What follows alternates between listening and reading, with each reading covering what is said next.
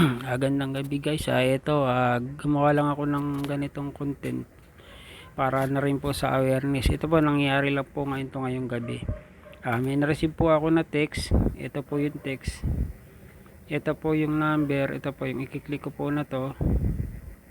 Yan, mag-ingat po kayo sa mga ganitong text. Yan po. Diba kasi medyo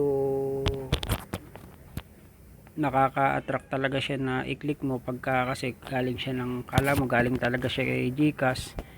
Tapos ito, once na i-click nyo po itong link na yan, madidirect po kayo niyan kay GCash. Yan, pero magtaka na po kayo pagka po ganyan. Ito for awareness lang po.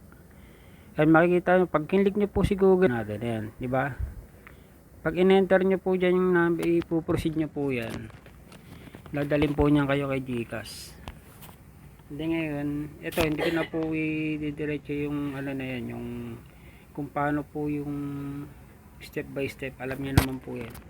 Matik po yan pag in-enter nyo po yung GCash number nyo dyan, pupunta po kayo sa next.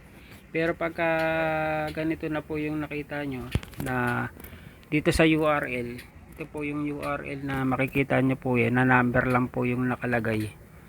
Magtaka na po kayo, wag na po kayo mag-proceed dyan.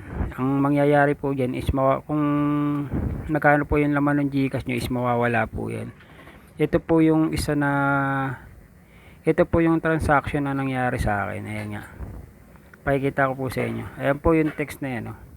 Tapos ito po yung verification ni Google, ni GCash ngayon lang po. Ayan, ayan po yung time, oh.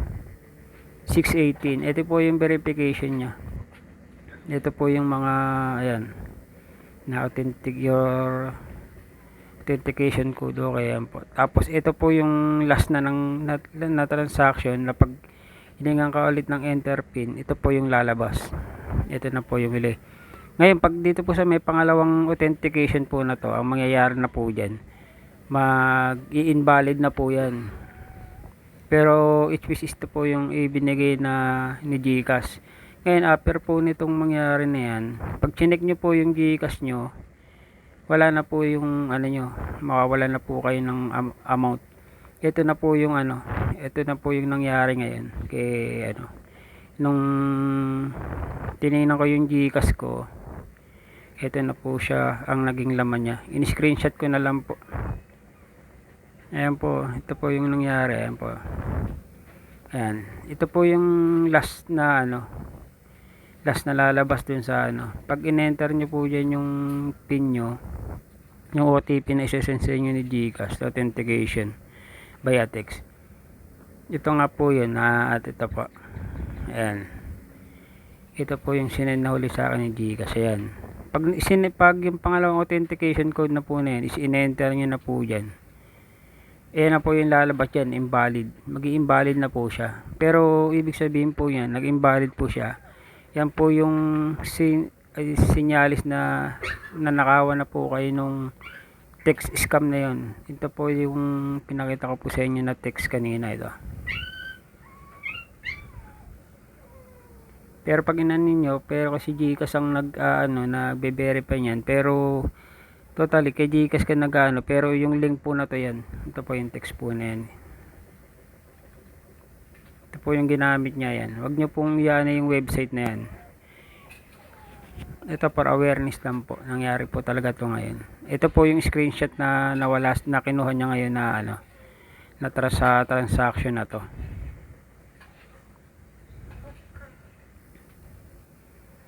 Ito po. Yung screenshot po ngayon. Ito. Ayan po. Bigla po akong nagkaroon ng transaction kay Shopee. Ayan po yung time. Ayan po yung date.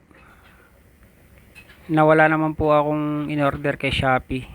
At wala rin po akong transaction na ginawa kay Shopee. Basta nung pumasok lang po yung text na yun, ayun na po yung nangyari. Kaya yung awareness lang po ito sa mga makaka-receive ng mga ganun na text. Kasi lumabas lang to sa notification ko sa may itaas icon bar.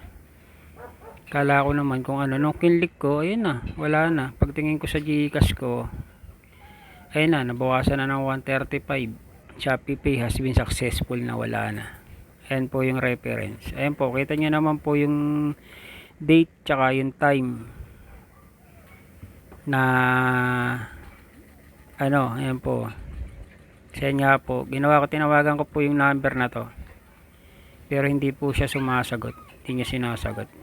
Pakiiwasan na lang po yung mga ganitong text o mga mag-click na rin ng mga ganito na, siyempre ikaw may engganyo ka talaga bilang pag nabasa mo lang bigla tapos hawak mo yung cellphone mo, tapos pag click mo yan talaga para ka rin nag-login kay Gcash, kaya akala mo is legit yung na ano, akala mo legit yung nabasa mo na text, pero hindi mo napansin na hindi pala siya kay Gcash galing.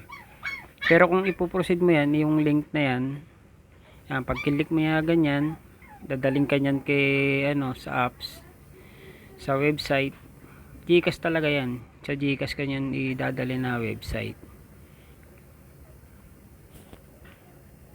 Pero pag nakita nyo po na ano, enter your number, tapos yung MP nyo, tapos yung website, iba na yung lalabas dyan.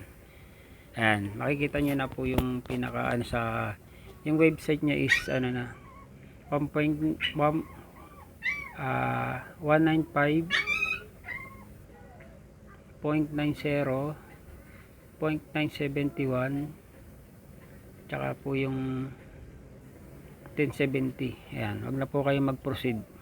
Sinisigurado ko po sa inyo, mawawalan din po kayo. Maraming salamat po. Sana yung mga ganitong lesson learned na lang po ito para sa akin. Sana makatulong rin po sa inyo na maging mapanuri at mag-iingat sa mga ginagawa nating transaction online, lalo na sa panahon ngayon. Ang dami ng ginagawang paraan ng mga magnanakaw na ayaw magtrabaho na maayos. Sa ganitong link lang mawawalan ka talaga, kaya lalo kung malaki yung balance mo sa Gcash, wag kang basta-basta magki-click ng link na ganito na hindi talaga siya galing kay Gcash.